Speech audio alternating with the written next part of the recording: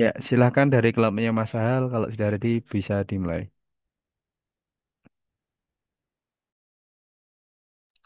Oke, bismillahirrahmanirrahim. Assalamualaikum warahmatullahi wabarakatuh. Waalaikumsalam warahmatullahi wabarakatuh. Langsung saja kami dari kelompok Sahal ingin menjelaskan tentang materi pemanfaatan ERP di dalam keuangan. Mungkin langsung saja kepada Saudara Restu Wijaya selaku pemateri pertama, saya persilahkan. Udah. Terus enggak. Terus ada all cap anjing.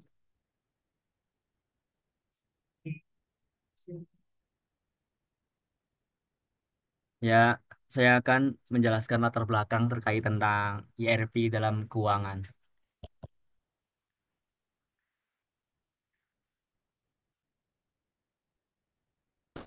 Kembangan teknologi dan ketatnya persaingan bisnis mendorong perusahaan untuk terus berinovasi. Salah satunya melalui penerapan sistem enterprise resource planning atau ERP. Sistem ERP ini diyakini dapat rasional perusahaan dengan cara mengintegrasikan proses bisnis lintas departemen, mempercepat pengambilan your- mempercepat pengambilan keputusan dan mengoptimalkan penggunaan sumber daya.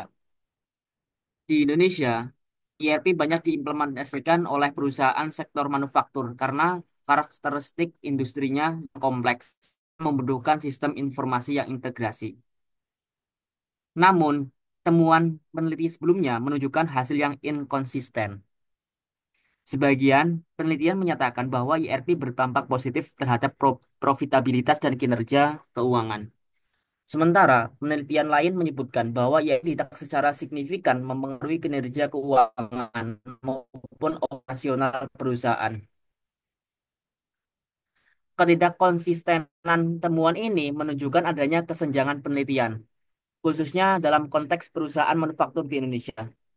Oleh karena itu, penting untuk menguji lebih lanjut apakah implementasi ERP benar-benar mampu meningkatkan kinerja keuangan, terutama dalam hal pengelolaan aset dan kemampuan memenuhi kewajiban jangka pendek atau likuiditas perusahaan manufaktur di Indonesia. Sekian dari saya latar belakang dari ERP dalam keuangan. Untuk slide selanjutnya saya serahkan kepada moderator.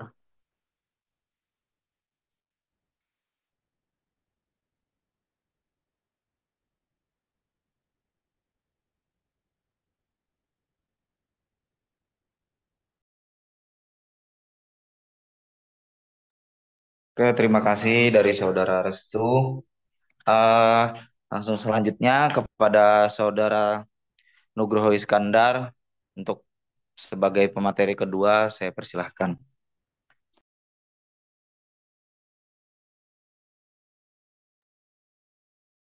Oke, kali ini saya akan menjelaskan metode penelitian yang kami pakai yaitu dengan pendekatan kualitatif yang bertuju yang bertujuannya adalah untuk memahami secara mendalam bagaimana implementasi Enterprise Resource Planning atau ERP yang berpengaruh terhadap kinerja keuangan perusahaan manufaktur di Indonesia, khususnya dalam pengelolaan aset dan kemampuan memenuhi kewajiban jangka pendek. Selanjutnya ada pendekatan induktif dari informasi.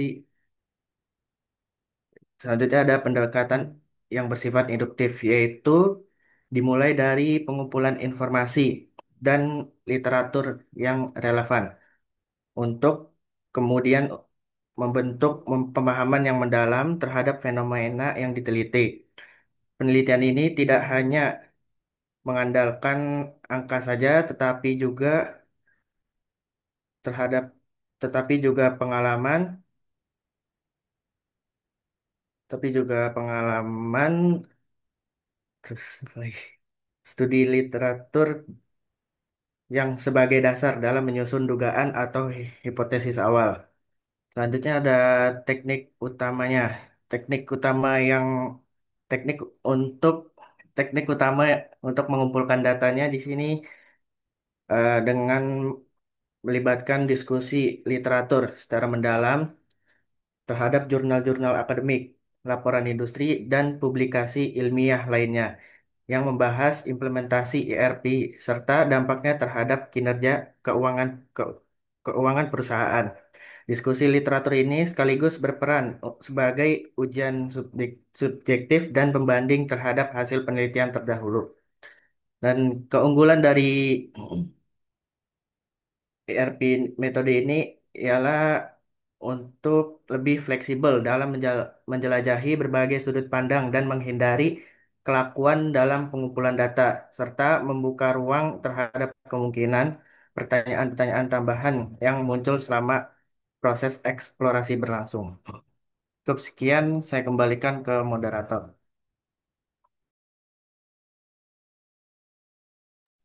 Ya, terima kasih banyak atas materinya dari Saudara Nugroho Iskandar.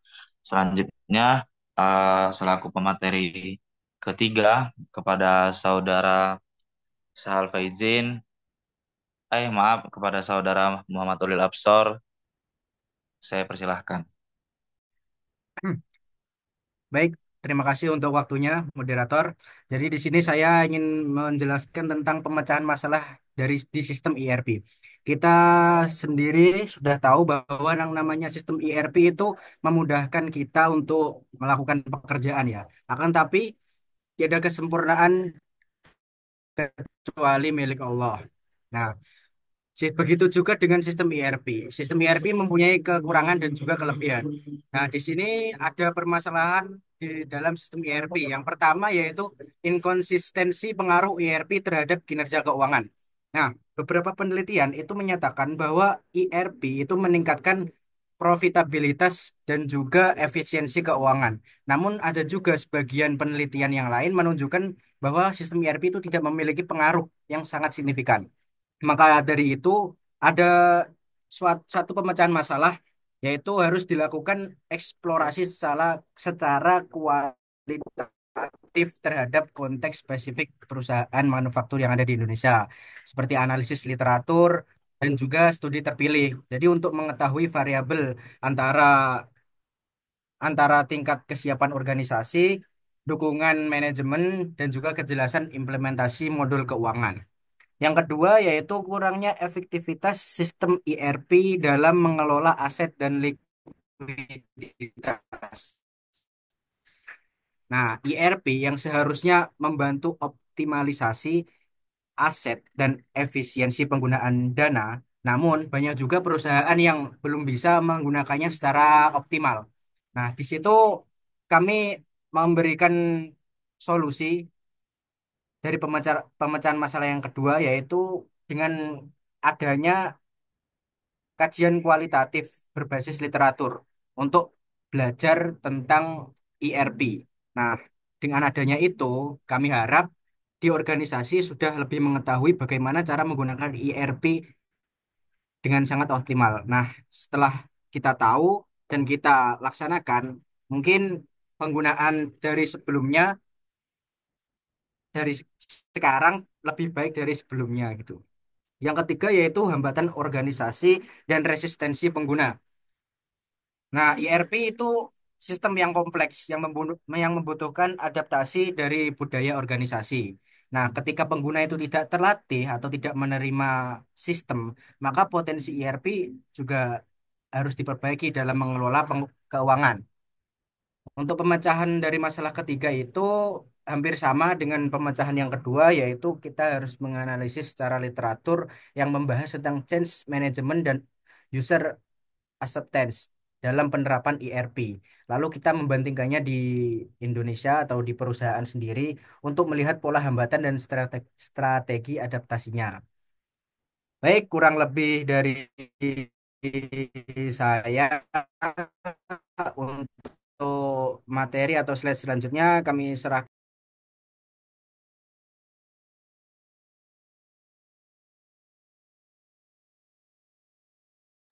Oke, terima kasih banyak dari Saudara Muhammad Ulil Absor. Dan pemateri selanjutnya, Kepada Saudara Sal Faizin, waktu dan tempat saya persilahkan. Baik, terima kasih atas waktunya yang telah diberikan. Selanjutnya yaitu saya akan menjelaskan kesimpulan dari penelitian kami ini.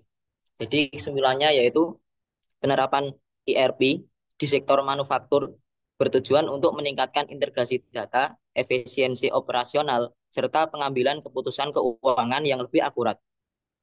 Beberapa penelitian menunjukkan ERP berdampak positif terhadap profitabilitas dan pengelolaan keuangan. Namun sebagian lainnya menemukan tidak ada pengaruh yang signifikan karena kendala seperti resistensi pengguna dan implementasi yang tidak optimal. Nah, kesenjangan hasil dari penelitian ini menunjukkan bahwa efektivitas ERP sangat bergantung pada satu, faktor organisasi, dua, kesiapan SDM atau sumber daya manusia, dan yang terakhir yaitu strategi implementasi. Oleh karena itu, penelitian lebih lanjut sangat diperlukan untuk memahami pengaruh ERP dalam bentuk konteks yang spesifik, seperti perusahaan-perusahaan manufaktur di Indonesia sekarang ini. Mungkin itu kesimpulan yang dapat saya simpulkan. Untuk materi selanjutnya saya kembalikan ke moderator. Oke, terima kasih banyak atas penjelasan materinya dari Saudara Sal Faizin. Selanjutnya kepada tentang materi saran eh, dari pemanfaatan ERP kepada saya sendiri, Zulfikar Barzani. Izinkan saya untuk menjelaskan materi ini. Saran-saran pemanfaatan ERP dalam keuangan, khususnya dalam konteks Indonesia, satu, pemanfaatan utama ERP dalam keuangan. Integrasi data keuangan yang komprehensif. Sarannya, pastikan semua modul keuangan, baik itu buku, piutang, hutang, aset tetap, ataupun manajemen kas, terintegrasi secara mulus. Ini menghilangkan silo data, mengurangi entry ganda, dan memastikan keakuratan informasi. Manfaatnya, memungkinkan laporan keuangan real time, mempercepat proses tutup buku, dan menyediakan gambaran kesehatan keuangan yang akurat. Otomatisasi proses akuntansi. Kemudian saran yang selanjutnya, manfaatkan fitur otomatisasi ERP untuk jurnal, baik itu rekonsiliasi bank, penghitungan depresiasi aset, dan pembayaran berulang. Manfaatnya mengurangi beban kerja manual, meminimalkan kesalahan manusia, dan membebaskan staf keuangan untuk fokus pada analisis strategis.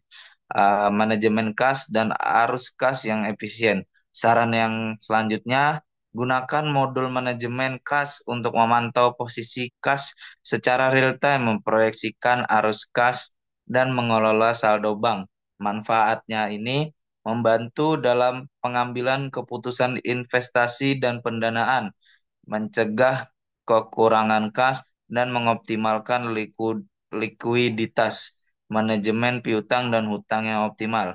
Untuk saran yang selanjutnya, otomatiskan proses penagihan piutang, pelacakan pembayaran, dan pembayaran hutang. Gunakan fitur aging report untuk piutang dan hutang.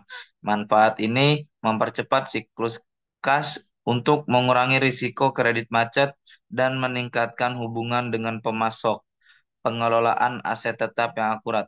Untuk saran yang selanjutnya, yakni manfaatkan ERP untuk melacak seluruh siklus hidup aset dari akuisisi hingga pelepasan, termasuk penghitungan depresiasi otomatis.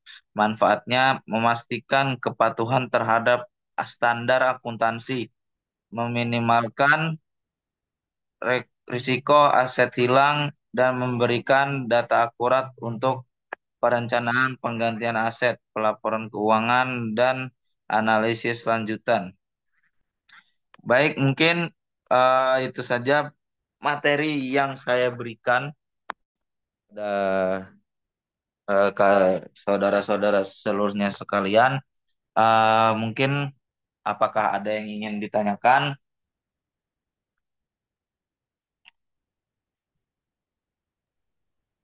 Oke, silahkan kalau ada rekan-rekan di sini yang mau menanyakan ke kelompok IRP gitu ya, boleh chat atau open mic seperti itu.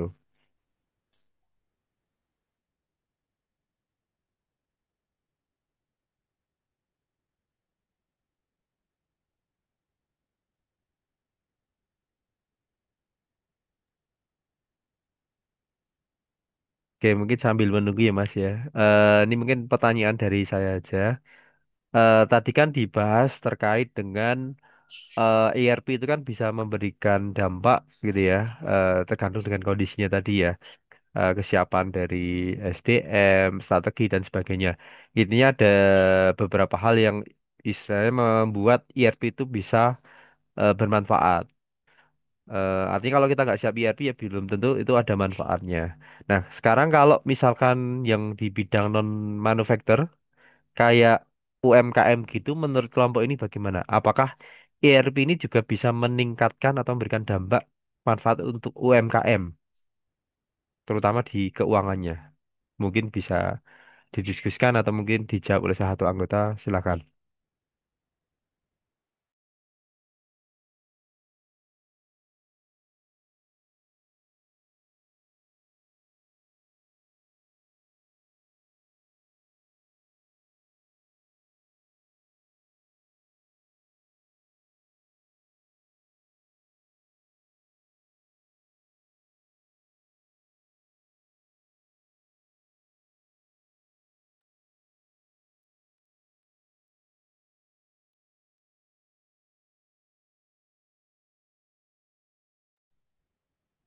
Oke, cek.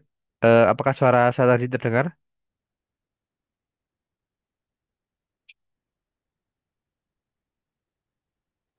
Terdengar, Pak, terdengar. Oh, oke, gimana? Pertanyaannya perlu saya ulang atau sudah bisa dipahami Oke Pak, pertanyaan? Eh, izinkan cukup, saya cukup, Pak. selaku Oke. perwakilan dari Hmm. kelompok ini.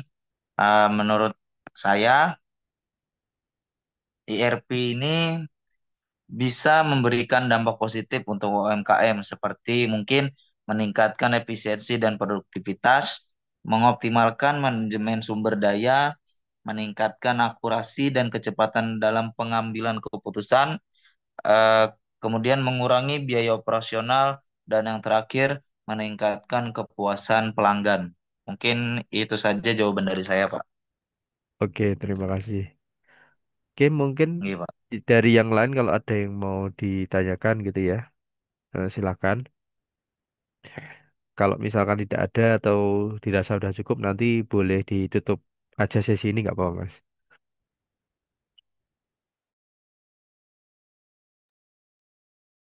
Oke, sekian dari kelompok kami. Izinkan saya selaku moderator untuk menutup eh, penjelasan tentang materi IRP kepada rekan-rekan sekalian. Sekian dari kelompok kami. Wabillahi taufiq wal hidayah. Assalamualaikum warahmatullahi wabarakatuh. Waalaikumsalam warahmatullahi wabarakatuh. Oke, terima kasih kepada kelompok IRP atas waktunya. Untuk sesi ini diakhirkan ya nanti untuk kelompok selanjutnya saya berikan link baru di grup. Oke, terima kasih.